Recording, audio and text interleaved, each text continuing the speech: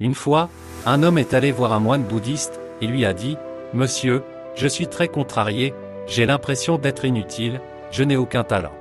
Tout le monde, dans ce monde autour de moi, semble être meilleur que moi. Je ne comprends pas pourquoi la nature m'a fait comme ça. Pourquoi je suis inutile ?»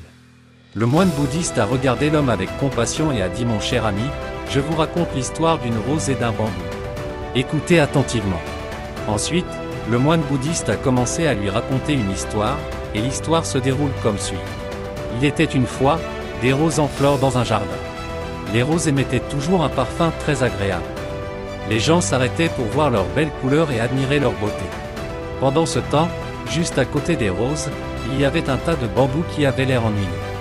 Les bambous étaient très tristes. Ils auraient l'impression que tout le monde n'aime et ne loue que les roses. Personne ne les aime et ne les loue. Personne n'aime prendre des photos avec les bambous. Un bambou se dit que peut-être qu'il n'y a aucune qualité en lui, c'est pourquoi personne ne le loue. Un jour où personne n'était autour de la rose, un bambou dit aux roses d'un ton triste. « Salut les roses, vous êtes trop belles.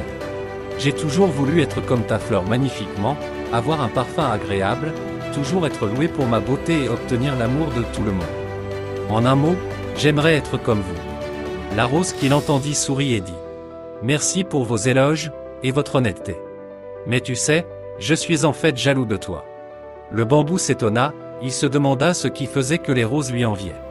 Aucune partie du bambou n'est plus belle que les roses. Puis il demande, « Pourquoi es-tu jaloux de moi ? » Bien sûr, je suis jaloux que tu dises que les roses ont une vie meilleure que le tien. Toi tu as une tige très forte. Quand la tempête arrive, tu restes stable, tu ne vacilles pas du tout comme pour moi et les autres roses. Nous sommes très fragiles, et un léger vent suffit pour que nos pétales se détachent. L'orage nous détruit complètement. Notre vie est très courte, ajoutait les roses avec un ton triste. En écoutant cela, le bambou réalisa qu'il avait le pouvoir. La force qu'il considérait comme inutile, était incroyable aux yeux des roses. Le bambou n'étant pas totalement satisfait dit, « Mais les roses, les gens t'aiment. Vous devenez toujours une belle décoration de la maison. Vous continuez à répandre votre parfum agréable partout. » En écoutant cela, les roses ont de nouveau souri, et ont dit que c'est vrai ce que vous avez dit, bambou. Mais vous savez que nous allons flétrir et mourir dans quelques jours, mais vous avez une longue vie. Les choses en bambou durent plus longtemps, les humains vous utilisent souvent comme outil pour drainer l'eau. Avec l'eau qui coule dans votre corps, vous arrosez beaucoup d'autres plantes. Les humains vous utilisent également pour fabriquer des meubles, des échafaudages, des escaliers, des objets de décoration pour leur maison, du papier, et bien d'autres choses. Vous devez être heureux d'être si utile pour les humains et les plantes.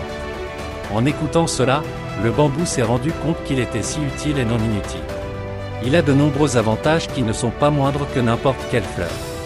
Il a aussi compris qu'au lieu de gaspiller de l'énergie avec les autres, il vaut mieux être reconnaissant pour ce que l'on a, surtout si c'est utile aux autres. Après avoir raconté cette histoire, le moine se tut un instant. Puis il a dit à l'homme, « Mon ami, ne pense pas que tu es inutile, et que les autres sont meilleurs que toi.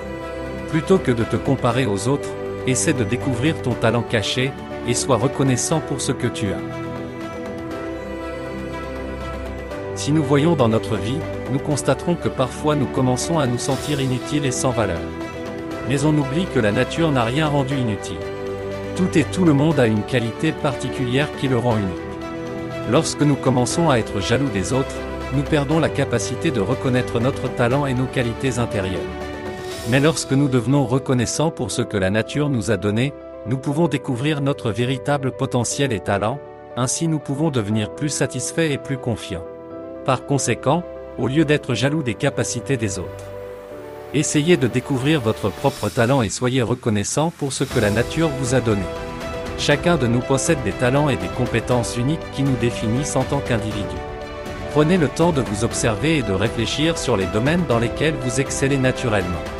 Soyez ouverts à l'idée que vos talents peuvent être différents de ceux des autres, et cela ne les rend pas supérieurs ou inférieurs. Évitez de vous comparer constamment aux autres, car cela peut engendrer des sentiments de jalousie et d'insécurité. Acceptez que l'épanouissement personnel et le succès viennent en célébrant vos propres réalisations plutôt qu'en enviant celles des autres. Acceptez que chaque personne a ses propres défis et luttes, même si elles semblent talentueuses de l'extérieur. Acceptez que le parcours de chacun est unique, et il n'y a pas de modèle de succès universel.